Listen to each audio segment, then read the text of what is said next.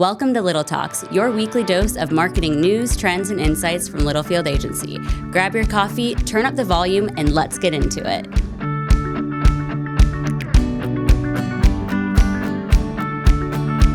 We had big dreams of redoing the studio in January, and we didn't do it. Well, I think you explored. We tried, yeah. I don't have a budget to redo it is the problem. Oh, you don't have a budget to redo it? Is there a podcast budget? Yes. Oh, let's talk about that after. I didn't know that. I think you were hiding something from me. As you're watching this video, welcome back to another edition of Little Talks with Littlefield Agency. I'm Sam Littlefield. With me is Roop, the budget man himself. Not the budget man, the expenditure man, the expensive man. As you're looking at our wonderful backdrop, by the way, I added a KZ sent us some swag. We have them represented behind me, which is really, really cool. Got their big Yeti cup. I still just have Chelsea. Yeah, we need to probably update that picture. I've got a bunch of good new ones. But as you're looking at our wonderful, beautiful setup, part of our job is evolving and adapting and reimagining things as an agency. And Claudia and Roop and Brandon actually looked at reconfiguring the studio. But I think we had a light problem over here, right? We had a few problems, but nothing that money can't solve. And then Roop goes, well, is there and all welcome to my frickin' life. Roop, it's good to see you. We do have a couple of announcements today. We got a big announcement here in a second. First off, it is Lauren Force's birthday. Whoa. Whoa. Oh, the pause, the anticipation. You got it, Claude. I'm just going to do an applause. Hey. Sorry, usually there's that happy birthday, but happy birthday. Oh, yeah, it's right here. Better I'm late sorry, than never. something is all mixed up. It didn't work because of budget cuts. Yeah. There you go. Lauren is 23 years young. Oh, wow. How old was she then when she was the intern here? She wasn't even 21. Oh, wow. I think she was just about to turn 21, right, Claude? Or was she 21? She just turned 21. Just turned 21? Mm-hmm. Yeah. And, oh, yeah, that's right, because she interned in the summer. I did think about this. Like, go back to, when did you start? How old were you when you started here? I was 23. Yeah, you were 23. That's what I thought. But I turned 24 a month later, Guys, but still. I know technically you were 23. My first job at 23 years old, I was a coffee runner at a global agency that got us sit on Zoom calls on mute. Look at her. She's doing client work. I was in the marketing department at Walmart. Hey, what year was that? 95. Nice. I was 4 years old. I was not alive. Anyway, Lauren, happy birthday. It is wine week here in Tulsa. My favorite week, Claude? Claude, let's go. Claude knows. Yeah, Roop was like, I wish it was whiskey week, which is not a bad idea. Every 2 years, Tulsa, Oklahoma is put on the map. I love our city. I love our state. Vintners from all over the world, California, majority of Californians. You have a lot of people from Italy. I met a person from Paris. All over the world come to Philbrook Wine Experience, and it is a whole week. It is incredible. I literally put this on my calendar 2 years in advance to make sure I'm not traveling. It actually there's events all week, but Wednesday is the big deal. So it's Wine Walk Wednesday. Or no, is that Thursday? I think that's Thursday. That's Thursday. So there's an event at Philbrook on Wednesday. Thursday, you actually walk the beautiful Philbrook neighborhood and you go into people's homes and there's vintners there. Friday is the place to be, though. 6 p.m. to 9 p.m. in a massive tent just to protect us from the rain. Outside, it is incredible. So awesome. The best restaurants, the best wine. It is wonderful. And here's the crazy thing. It's not like a 6 to 9, kind of come and go thing. You show up at 6 o'clock and your ass is out of there at 9 o'clock. They literally turn on the lights, 10 till? Yeah. And then at 9 o'clock, they're like, hi, hope you had a great time. Get out. You don't have to go home. And you have to stay here. You have to stampede get out of there. At that point, you've usually had enough wine and food that you are good for the evening. And then Saturday is their big, I'm not there, it's the heavy spender, big hitter event. I think it's $50,000 for a table. It's pretty crazy. Wow. Yeah, it's big time. All the proceeds go to Philbrook. They raise millions of dollars. It's really, really neat. So it's a big week here in Tulsa. And the cherry on top, we have KZRV is flying in today to kick off our relationship. We are so excited. They are being very flexible because I got a call from Arlene this morning and they had a maintenance delay and that delay missed their connection. And so we kind of have figured out a way. They now land at 3 p.m. We got a full day with them tomorrow, which will be great. And they'll head out tomorrow night. So Angie and Marlene running in place, ready to meet you here in Tulsa. Are they flying in or bringing an RV? It was not an RV maintenance delay. Good question. It was an airplane maintenance delay. They're flying in. Okay. That'd be a hell of a trip, though. That'd be awesome. Be like a 9 or 10 hour drive. It'd be pretty fun. That's what they're made for, right? Those kind of trips. I love it, Roop. And that's why we love you. Roop, any updates on yours besides wanting a whiskey week? No. Well, And besides wanting a new podcast studio? yes, yeah, that's a big one. No, Carrie and I had our first outing to the Gathering Place this weekend, this year. It was great. This year. I was like, okay, ever? No, This year. And usually we go a little earlier, but was weather's gorgeous been this weird. And weekend. yeah, it was so good, so nice. Love the Gathering Place. Yeah, a lot of people there. It was fun. If you don't know what the Gathering Place is, look it up. Probably the best park in the world besides Central Park. But honestly, I think it's pretty awesome. Designed by the people. Designed by the Central people. Park, It is a big deal. So for today, we have one topic, and this is called Simplifying Complex Product Stories in B2B Marketing, which I really, really like because I think our listeners here are in that complex B2B space. You and I and the executive team years ago, as we worked through Traction and part of the Traction program, which is through entrepreneurial organizational systems. The whole point is to keep you on track to grow as a business and succeed. And part of this, what we call a vision traction organizer, is who do you work best with?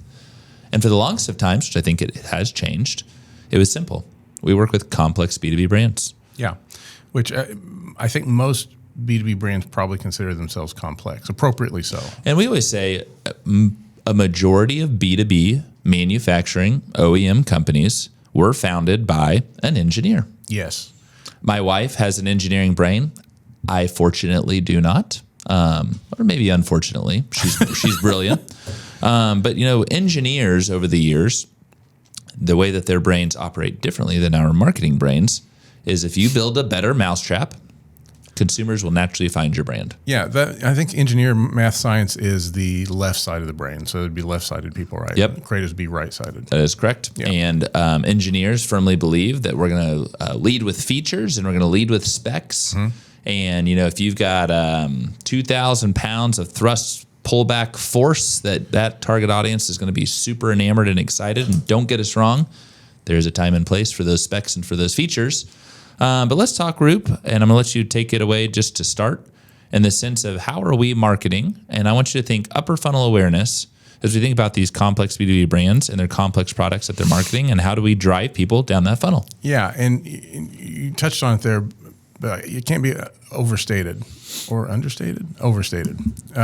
Two very different things. They are. They're different. Two sides of the brain not working. I had like 4 hours sleep last night, by the way. I should add right now. How many cups of coffee you had this morning? This is number 3, so. You got 2 cups in front of you, too. Yeah. What's in the white cup?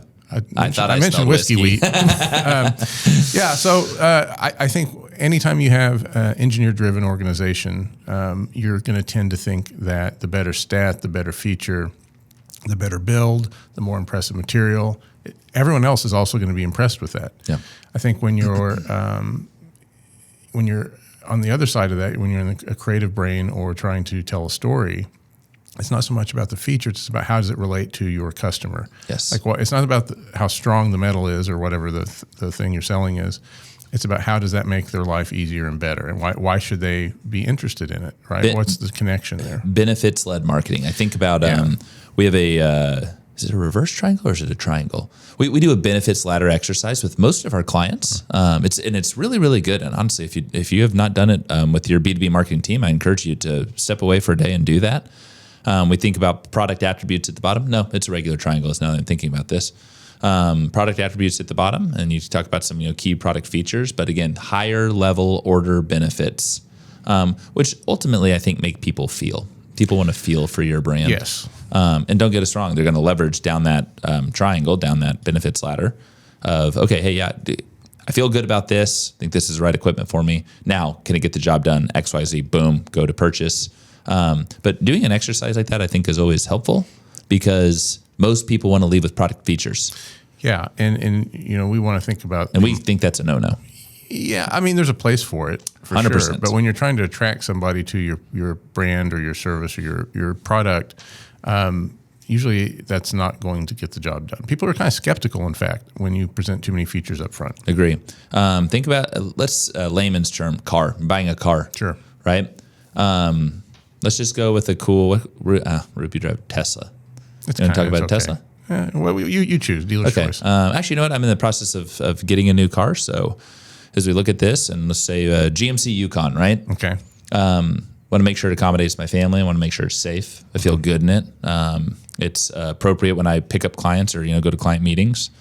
And again, right, those are emotional behaviors. So those are the things you're looking for. You didn't once mention engine size, Nope. miles per gallon. Nope. Materials it's made with, anything like that. Right. What kind of a carburetor does it have? Right. No, that is, and I am trusting as I read literature and I make these buying decisions that I will go and look into that information because gas is expensive right now and miles a gallon is important. But yes, it is higher level order benefits for this car purchase, and it's the same with you guys on the B2B decision making front. One thing that we encourage our clients to do is we think about product storytelling, and then also how does it play as part of your brand storytelling, is starting with the problem and not the product. Yes. Roop. Which I think sometimes brands think they don't want to talk about problems because problem has a negative connotation, right? So we don't want to lead with your problem. You're going to, when in reality, that's speaking directly to that's immediately right out of the gate telling your potential customer that you understand them, you understand who they are, you understand what their pain points are. And that's how you make that first connection. You're building a little bitty rung. I told you 4 hours. It's okay. Rung on the ladder of trust, right? There you go. So I'm connecting with you, and we're getting that connection going. The ladder of trust. I love it. Hey, Claude, what movie? Circle of Trust. Greg, you're in the Circle of Trust. Oh, are you talking about Diary of a Wimpy Kid? No, Meet the Fockers. Oh, I've never seen that before. By the way, there's a new one coming. Is it really? Yeah. Well, it's Meet the Family, and then it's Meet the Fockers. The new one's the Focker-in-laws with Ariana Grande. Yeah, I saw that. Claude, it is a classic Robert De Niro and what's his name? Ben Stiller. It is freaking hilarious. Anyway, we digress. Yeah, ladder of trust. The ladder of trust. You, again, and I think there's something psychological to addressing someone's challenges or problems with whatever product that they have in hand. But again, your product, while it is going to be the saving grace for your customer, it's not leading with that product. It's the benefits to their daily life, and it just happens to be the product that you sell as a B2B manufacturer. And I think as an agency who works with a lot, 90% of our revenue of B2B teams, this is the thing that we really bring value to the table ourselves with. We're not engineer minded. So, and frequently our clients are. So having that other side of the brain perspective to help tell their story in ways that they're probably having difficulty imagining and, may even be skeptical of is kind of, I think, our sweet spot where we really shine. And so you just brought up an interesting thought. So much of it gets tricky because you're working with a B2B marketing team, but then you all have product managers. Mm-hmm. And they are living with said product 24/7, just like we are with marketing, right? And they're gonna see something that goes live on your website, or they see an ad, whatever it may be, and like, hey, why aren't you leading with that thrust and pullback? Yeah. Why aren't you leading with MPG? And it's like, hey, time and place in that. So again, there's also an educational component to this because they most likely are engineers or engineer driven. And those specs and features, while they are important, right? You said it earlier. There's a certain time and a place for it. So talk to us about translating features into outcomes that matter. Yeah. So again, you're always trying to leverage your features that you're proud of and your stats and your building materials and all that stuff in a way that's not just talking about what you built or what you did, but like how it's going to work for that potential user or that potential customer. That's how you're going to pull them in. That's how you, again, get the trust, pull them in. As they start to feel comfortable with you and are engaging with your messaging through social or ads or podcasts or whatever you've got going, they get a little more interested. That's when you start talking a little bit more about things like, our engine is a little bit better than the competitors because we really cared about that quality and putting it into the product, right? Yeah. Because we care about you and we want the product to last long, et cetera, et cetera. Kind of sliding in there subtly. Hey, here's a comparison between ours and theirs. Our material's better. Engineers like that. They're like, okay, cool. I that was a hill I was trying to die on was back there with the other guys is that we really need this feature, and then I got it, and then you guys don't even talk about marketing. There is a time for that in the sales cycle as you're kind of leading them down. And sometimes you don't have to push those things. Customers will seek it out. So like you in the car example, you're going to get closer to buying that car. you're feeling more comfortable. You've decided you're doing it the first time. Yep. Now, as it gets closer, you have a second time to decide, and that's when you start doing wait a minute, like, what is the safety rating on this, and what is the miles per gallon, and are there enough seats, and all that kind of jazz. Yeah, totally. And that's when the features come in to close the sale. Yep. But generally, you don't lead with those at all. Think about the iPhone. The iPhone never comes out and says, hey, they frequently say we got a better camera, but they don't go through all the litany of things they put in that phone. Security they talk about how updates and all that. Yeah. It's just easier. It just works for you. It just does what it needs to. Yep. You're going to love it. It's so true. It's a great example. Yeah. And that's a very engineer-driven product. Yeah. And then one last note on this, and I've got a closing thought, is you have a very good point on here, Roop. And that is killing internal language before it kills clarity. Oh, yeah. We run into this all the time. And here's the thing, right? Our job as an agency is to push you as your partner, and also to challenge you. I can think of a myriad of examples. I will not bring up specifics. I will bring up one example. A new client recently in their RFP stated something about this. I'm just going to leave it at ecosystem. Ecosystem was the key word. And in my response back, I was like, hey, that's great. What if that's not the word? That literally was part of my response. Let's explore that, because that might just be something that someone internally said and it sounds great and people are on board because you guys know the product or the system or whatever so well. But here's the thing, your target audience doesn't. Mm-hmm. So then, as part of our, just kind of a quick discovery, we talked to some dealers and we brought up this word, and they're like, yeah, no. And here's the nice thing: we have qualitative evidence to show that to our client. But there are so many examples I can think of over the last 10 years that clients will get hung up on a word. Nope. I hear this all the time. My promise is being said. Is it searchable in Google? Is it searchable in LLMs? Yeah. Like thinking about all these different plays. So having that, you might have a product manager that is dying on this hill that, no, I hear Bob down in the field say this all the time.